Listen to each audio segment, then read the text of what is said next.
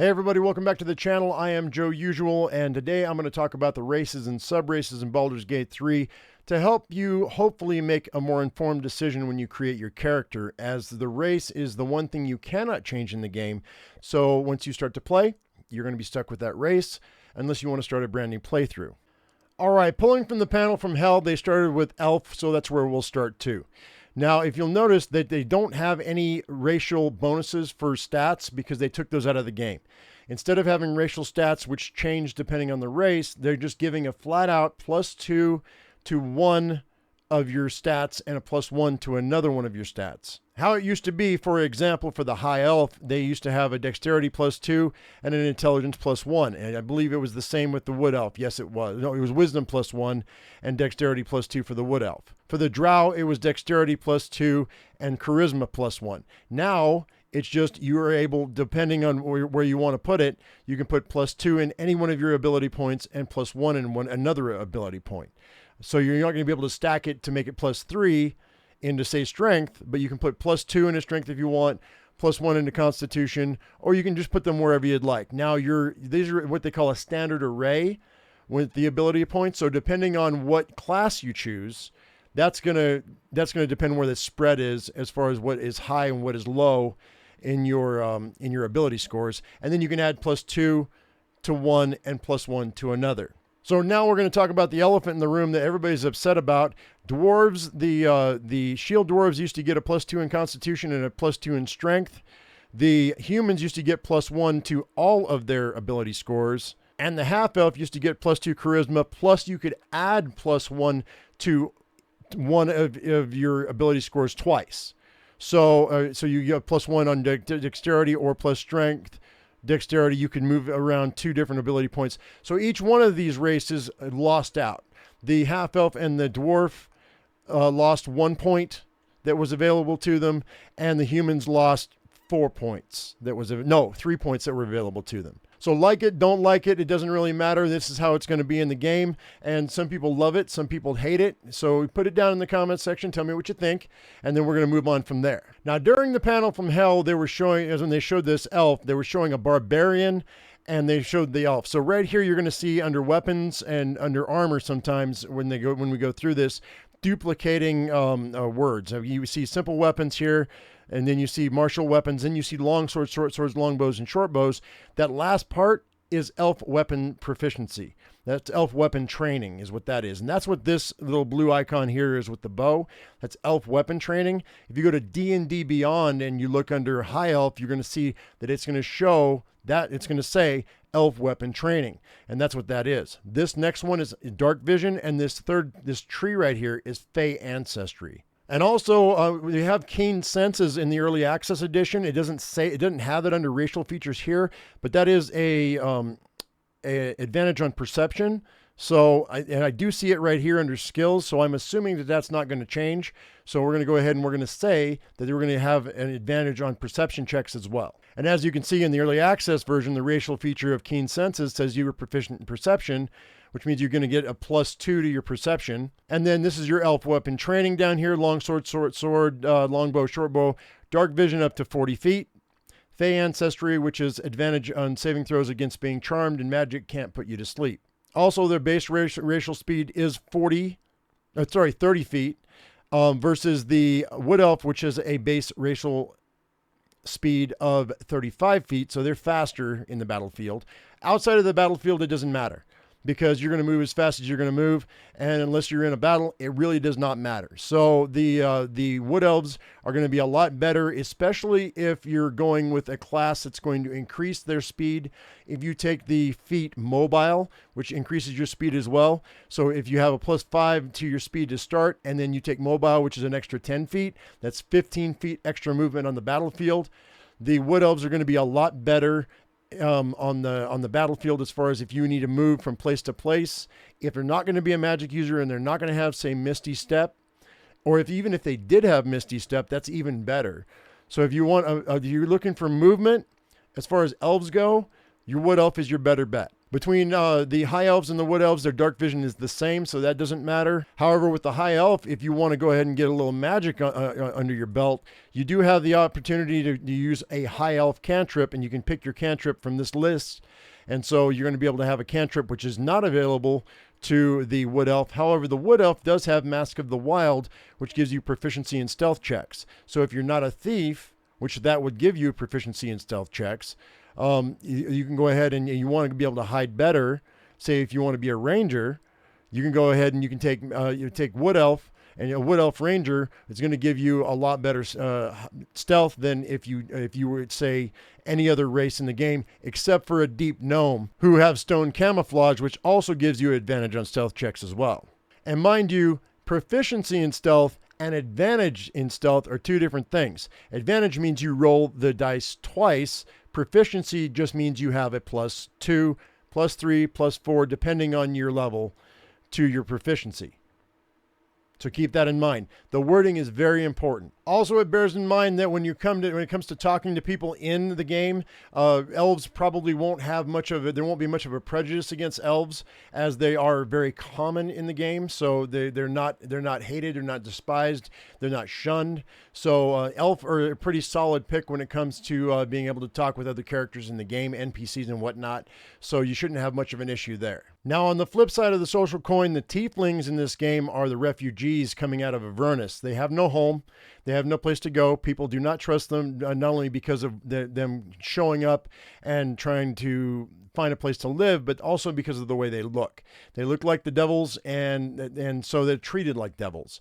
However, they are very popular to play because a lot of people like the way they look, and they do have dark vision, and they also have hellish resistance, which means whenever you're resistant to something in the game, you take half damage. So automatically, whenever you get hit by something, say a fireball that does 30 points of damage, you're only going to take 15. Now, with let's say a fireball, you have to make a dexterity saving throw to see if you take half damage. So if you do make your dexterity saving throw with a tiefling, you're not only not taking half damage, you're taking 1/4 damage. So, some of the most potent spells in the game don't affect you nearly as much as they do other races. So they are a very, very popular race to play. And it used to be that it would depend on what type of tiefling that you played as to where your extra points would go into. But now that they've taken this out of the game, it doesn't really matter. You can put it in whichever way you want. So, however, you do get a cantrip with your tiefling, depending on what type of tiefling you play. So you'll either get thaumaturgy or you can get mage hand, depending on the type of tiefling that you play. So that will make a difference if you depending on what cantrip you want to get. Thaumaturgy gives you advantage on intimidation and performance checks, and mage hand obviously is mage hand. So you put it out there, you can pick things up, you can throw things, and you can push people off cliffs and things like that. Once you get mage hand out, it's a very powerful utility spell. So maybe you want to be Mephistopheles tiefling. Maybe, I don't know. Very popular race, though. Also, it bears mentioning that tieflings have a base racial speed of 30 feet. So unless I mention it from now on, every race is going to have 30 feet. That's the standard. The smaller races have a racial speed of 25 feet. Wood elves have a racial speed of 35 feet. So unless I mention it, it's going to be 30 feet just going forward, just so you know, because that's going to be average for most of the races. So that way I don't have to repeat myself over and over again. All right, getting into Drow. Drow, there are two different factions of Drow, but mechanically they're going to be the same. So they have these three icons right here. We have Drow weapon training, which is going to give you a proficiency in rapiers, short swords, and hand crossbows. This right here was giving some people some trouble, this icon right here. This is actually superior dark vision, which gives you a dark vision up to 80 feet, which is double the normal dark vision of any other creature except for the deep gnomes. And then they also have Fey ancestry, which is the same as the regular elves. So they're also going to have keen senses, which is the same as the other elves, which gives them they're proficient in perception. They have their proficiencies in their weapons, like I said, and you have superior dark vision up to 80 feet, and Fey ancestry, which gives you advantage on saving throws against being charmed, and magic can't put you to sleep. Now, Something that is way mechanically different than Dungeons and Dragons with the tabletop version is that they don't have disadvantage in bright light or normal light. In D&D 5e or any other version of D&D that I think, Drow always had disadvantage in regular light when they go to attack. So that's not the case. They took that out of the game, which makes them exceptionally well suited for any place, any battle, whether it be in the light or in the dark. If you want to pick up ranger or you want to pick up fighter, you want to use a longbow, they're going to be able to shoot entirely further in the dark than any other race except for the deep gnome. The deep gnome is the only other race that has superior dark vision. So, but the only problem is Drow are some of the most, I don't want to say hated, but mistrusted races in the game. So you're going to have, so as far as the social aspect of things goes, you're going to have an issue convincing people to do what you want them to do. You probably be at disadvantage with some things. I don't know. I haven't seen that there's any disadvantage, so don't quote me on that. But Drow are definitely mistrusted when it comes to dealing with other races in Faerun and in Baldur's Gate 3. But being how versatile and how expansive the dialogue system is in this game, the Loathsworn Drow and the Seldarine Drows, their dialogue options are probably going to be completely different, or at least a lot different. They're probably going to give you an option to explain yourself in the dialogue. If you meet somebody who doesn't like a Drow, you can say, hey, I'm not a Loath Drow. I'm this other Drow. So the chances of you having that option is probably pretty good. I expect it's going to be pretty good. Now with humans, and I wanted to keep away from speculation in this video. I wanted to give you what I know and not what I think. But we're going to start with this first icon right here, which everybody can tell is the polearm mastery. And what that is right here is we have spears, pikes, halberds, and glaives, which is also going to give you the reach ability so you can hit and run. Because the weapons are so long, if you don't know what a polearm is, it's an extra long weapon with a blade on the end or some pointy thing on the end. That's going to give you a reach ability, which is going to allow you to attack from 10 feet away. If you're 5 feet away and you attack someone and you run, what that does is that can trigger an attack of opportunity from your opponent's reaction. And then they can attack you and you can take damage. Now, if you have the reach ability with a polearm, you can run up to them 10 feet away, attack them and run away. And then you don't trigger an attack of opportunity. And then they have to use their movement to come up to you next turn and attack you. So that's what that's going to be. We know that for a fact. No, now there is a feat that is polearm mastery. That's not the same thing. Okay, that it gives you extra stuff. It gives you a bonus action. You can use the butt of the weapon as a bonus action to attack and do 1 to 4 damage. And then also if somebody moves into your space, you can attack them as an attack of opportunity within 10 or 15 feet. So that's not the same. They're not going to give us all of that. However, these 3 arrows here, there's a video out there. This is my only speculation for the humans. There's a video out there that says it gives you plus 20 carry weight. That might very well be the case, but I've read the Unearthed Arcana since August of last year, and there are 3 things that they want to give the humans in the Unearthed Arcana for the new human races coming out next year, because they're going to redo the player's handbook. So they're going to give resourceful, which gains inspiration whenever you finish a long rest. They're going to give skillful, which you gain proficiency in one skill of your choice. And they give versatile, which gives you a feat of your choice. I don't think we're going to get the feat in Baldur's Gate 3 because I think that's going to be too OP. But I do think that they're going to give us resourceful, skillful, and the extra carry weight. I believe that's what the 3 hours are for. There's 3 separate things they're giving us. So you can mark my words, hold me to it. It might be wrong. So if you're watching this video after Baldur's Gate 3 comes out, you know what? You scream and yell all you want in the comments. It doesn't really matter because I really don't know. But so I didn't want to speculate on it. But you know what? Since I saw that, I thought, why not? Think it might be it'd be a great thing, and it would make being a human worthwhile. Because as of right now, humans not having dark vision, not having 1 point in every single skill added to it, and only having the reach ability with the polearm is just not good enough. And extra carry weight is just not good enough, in my opinion. They needed to give us more. And they said that they wanted to give us more, or they did give us more, so I'm expecting that it's more than just carry weight. It has to be. But that's my opinion, and we'll see what happens. All right, now moving on to Githyanki. Now, they haven't changed anything from early access that I can tell. It's hard to see with the panel from hell right here. This feature is right here that is showing the cantrip, so you are going to get Mage Hand automatically. And they did duplicate some items over here, but we didn't get very much anyway as far as specialty things go, except for armor proficiency and weapon proficiency from early access. So in the early access version here, we have light armor and medium armor proficiency, short sword, long sword, and great sword proficiency, and then of course the Mage Hand cantrip, which as you go higher up in level, you also have psionic jump, because they have some psionic abilities. They've mixed the Githyanki and the Githzerai kind of together in this game. Those are two different factions of the Gith that are in Dungeons and Dragons, but they took a little bit from the Githzerai, which are the psionic mages of the race, and they added some stuff to the Githyanki in this game. So I don't think they've changed anything here. The base racial speed obviously is still 30, because I haven't mentioned it. From like humans are 30 as well. So, so I don't think they've changed anything with these guys. So they're going to be the Gith that you know and love. And if you played in early access, yeah, it's going to be the same. Except for the fact that if you play a Gith, you're going to have the hardest time of all, I think, in the social aspect of the game, just simply because all of the people in the game, all the NPCs, are going to think of you as an alien. I mean, even the Tieflings aren't going to have as much of a hard time with the social aspect of the game. But then again, you like what you like, and if you want to play them, I say go ahead. Oh, and also, Githyanki do not have dark vision. All right, in the panel from hell, they only showed us the gold dwarf. Now these icons right here, this is dwarven weapon training.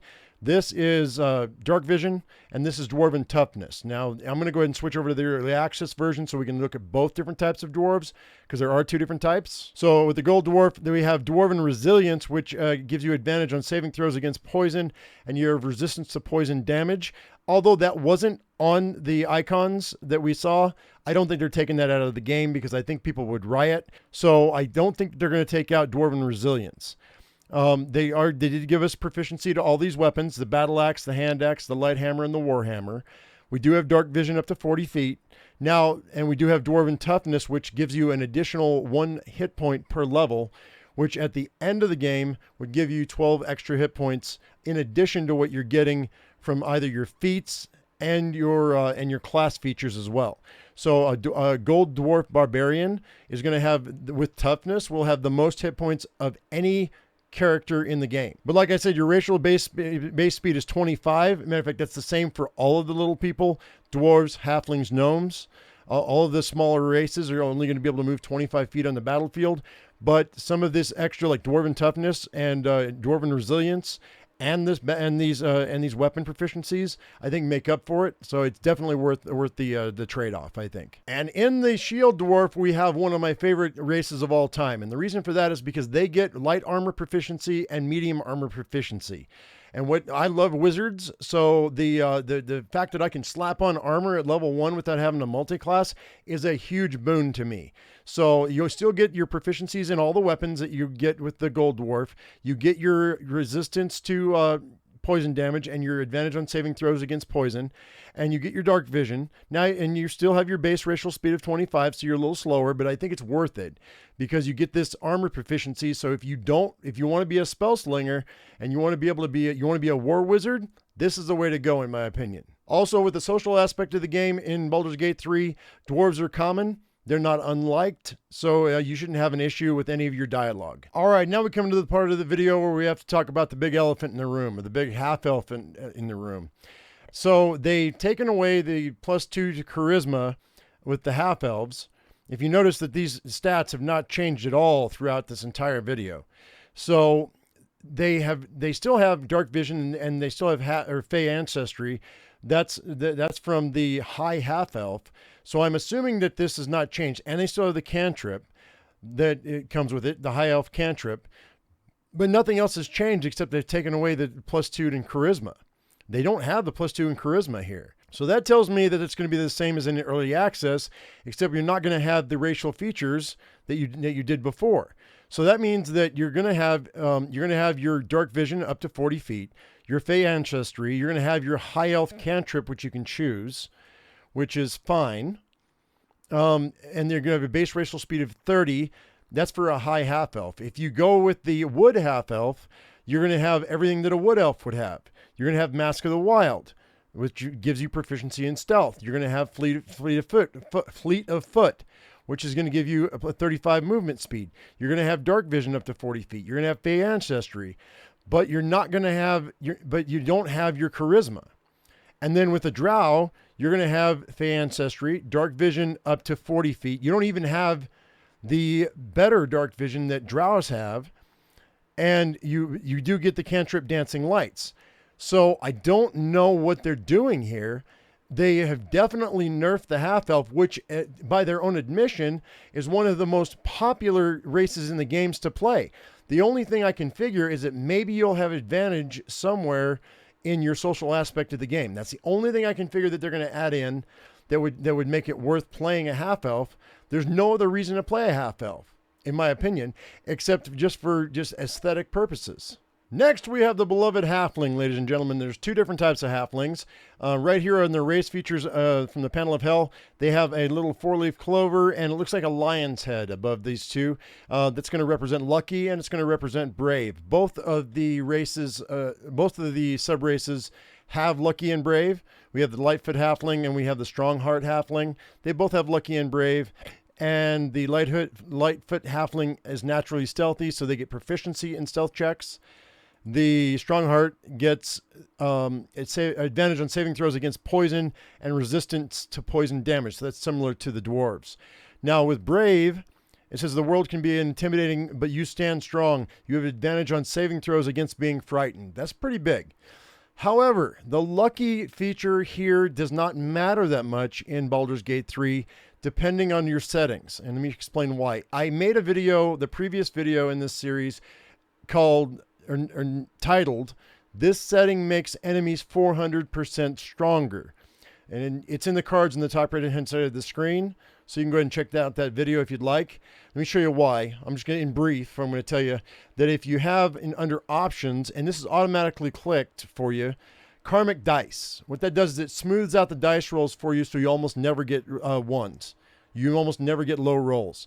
It fudges the dice for you on purpose so you can get better rolls, which means that the lucky race feature doesn't even matter really. And which is unfortunate because it was one of the favorite things that people liked about the halflings, which it made it worth becoming a halfling. I mean, you have a racial speed of 25. I mean, you're almost better off going dwarf, really, or some other race. But you know what? It's up to you. Unclick karmic dice, and you can go to my video, check it out, and you can decide for yourself whether you want karmic dice enabled or not. But it's definitely worth giving it an extra thought. And now we have one of my favorite characters of all time, the Gnome. Now, there's three different types of gnomes, and you can tell Larian Studios put a lot of love in the game for the gnomes. They talk about it quite a bit. And so there are three different types of gnomes, like I said, the rock gnome, the forest gnome, and the deep gnome. And now the rock gnome kind of got the short end of the stick because there's no artificer in the game. Rock gnomes are notoriously tinkerers. So they would normally they'd be able to tinker with things. One of the developers did say that they give you a little music box that you can wind up and play, and it plays the Baldur's Gate 3 theme with the rock gnome. And people were asking, well, what's this race feature icon? What is that? That's his nose is in a book, is what that is. And what you do is you get double history proficiency for whatever reason in the game. I don't know. There might be some times when history proficiency comes into play, but unfortunately I think the rock gnome kind of got the short end of the stick. However, see, it says right here, artificer's lore. There's no artificer in the game as far as class goes, not yet anyway. They might add it to the game later on, but it's not going to be in the game right now. So it says you add twice your proficiency bonus to history checks. Okay, I'm not excited about that, but they do have gnome cunning. All the gnomes have gnome cunning. This is exciting because you get advantage on intelligence, wisdom, and charisma saving throws. And let me reiterate what advantage means. It means you get to roll twice in your roll, which means double the dice, right? So it means you have twice the chance of getting a success. Okay, it's not it's not proficiency, it's advantage. That's big. That's huge. Now your racial speed is still 25 because you're a small person, but the gnome cunning is amazing. So even though, I mean, if you like the way that the rock gnome looks, by all means, go ahead and play it. If you think they're going to put artificer in the game, you'll probably have to play again because but you might be able to respec. Who knows? They might put it in the game eventually. All right, forest gnome is the big one. Well, not really. In my opinion, it's the second best gnome in the game because you get the ability to speak with animals until your long rest. So which means all day long you cast a spell when you first wake up and you get to speak with animals. And there are dozens of animals in this game, which makes this, you can get this spell elsewhere, but the ability to do this whenever you want, once per day, for the whole day, is amazing. There are so many animals in this game. I don't know why you wouldn't want to at least play a forest gnome at least once in your playthroughs. It's really, really good. Let's see what else. All the gnomes have dark vision. However, my favorite of all the gnomes is going to be the deep gnome. And the reason for that is not only do they have gnome cunning, but they also have superior dark vision.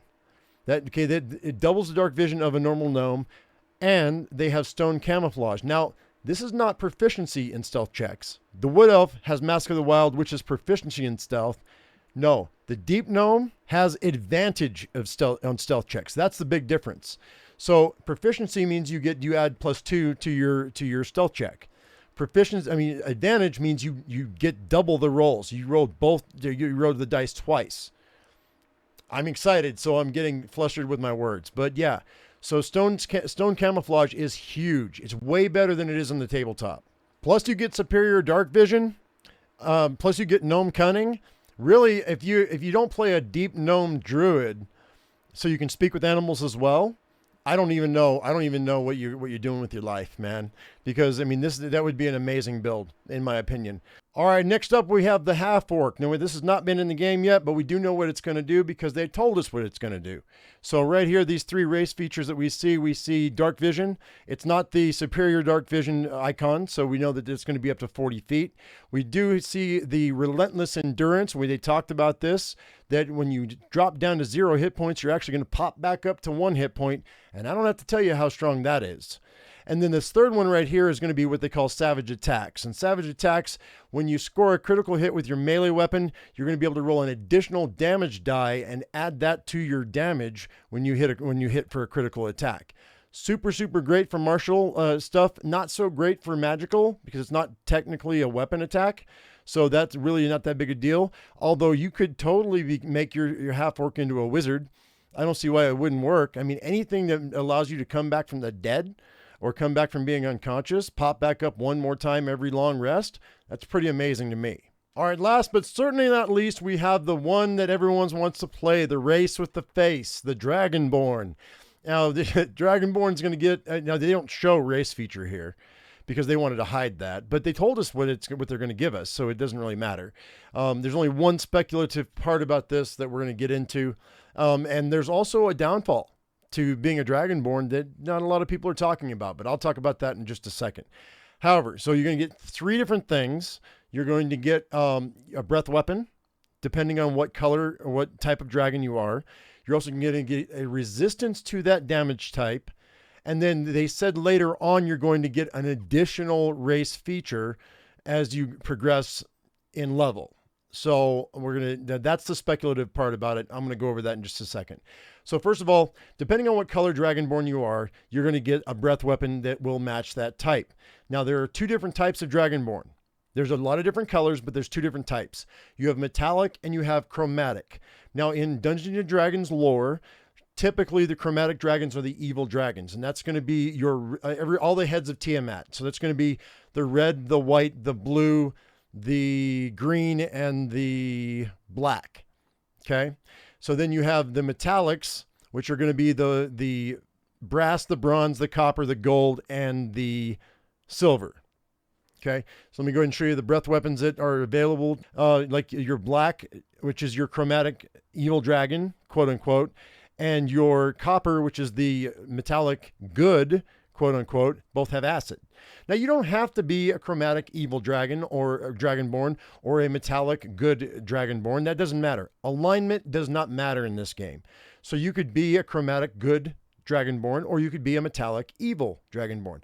What color do you want to be? That's what breath weapon you're going to get. And that's also what damage type you're going to resist. Now, they say that later on down the road, you're going to get an additional feature to your race.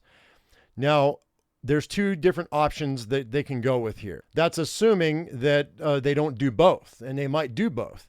So in Dungeons and Dragons or D&D in 5e and D&D Beyond, the metallic breath weapon at level 5, you get the enervating breath, which each creature in the cone must succeed on a Constitution saving throw or become incapacitated until the start of your next turn.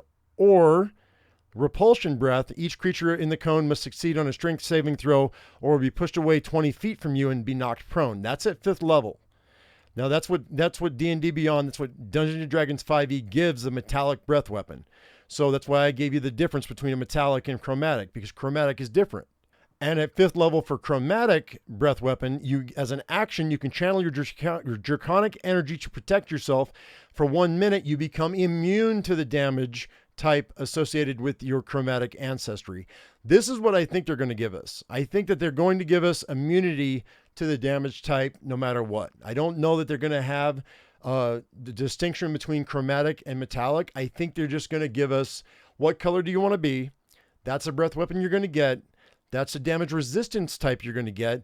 And they might bump it up to a higher level and then give you chromatic or give you just draconic warding, call it draconic warding, and give you immunity for a certain amount of rounds, like maybe 10 rounds. You get immunity, and that's every long rest. That's what I think they're going to do. But it could be any one of the three. It could be all three. It could be either. Who knows? But you're definitely going to get an additional bonus to being a Dragonborn at a higher level in the game. They did tell us that. They did guarantee us that. Now, the big blind elephant in the room is that they don't have dark vision, guys. Dragonborn don't have dark vision. They never have, and they never will. They might in a future version of Dungeons and Dragons, but I doubt it. They're too powerful. They have to draw the line somewhere, and dark vision is where they draw the line. So guess what? This game is half in darkness. So if you're going to play now there are spells. To be fair, there are spells that will allow you to have dark vision. But if you're a fighter and you don't have that spell, or you can't have it cast on you, I mean, sure, you have magic users. They can cast it on you, sure. And I think there is a magic item in the game that'll give you dark vision. However, if you're playing with Gale too, who's human, or you have another character, another companion that doesn't have dark vision, you're hobbling yourself. And so, I mean, you know what?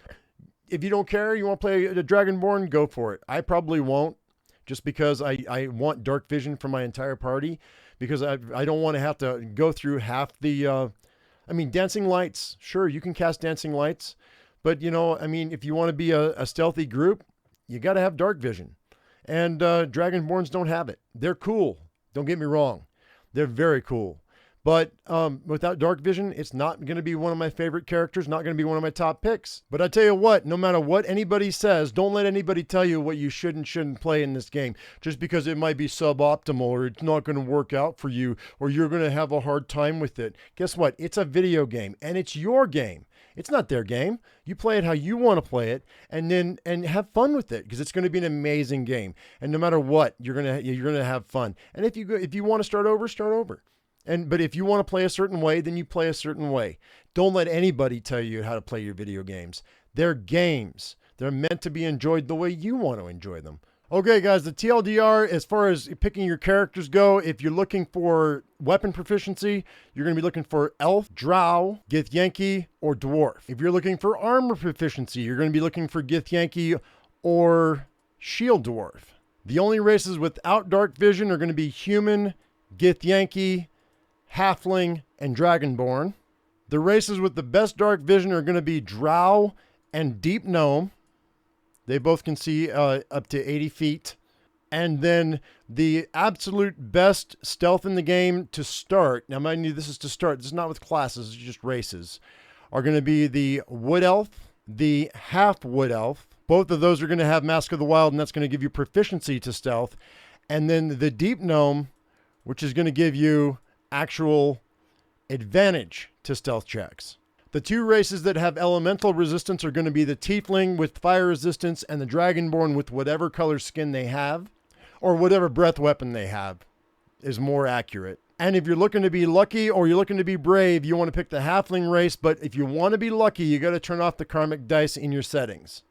Alrighty guys, well I think that's going to do it. I think I covered all the bases, and hopefully this will help you out when it comes to creating your character.